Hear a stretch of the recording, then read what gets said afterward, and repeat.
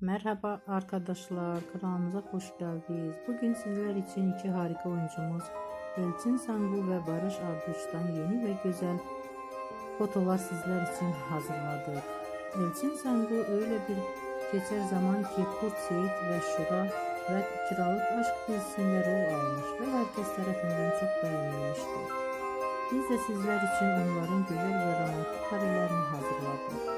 Bu videoların devamlı gelmesini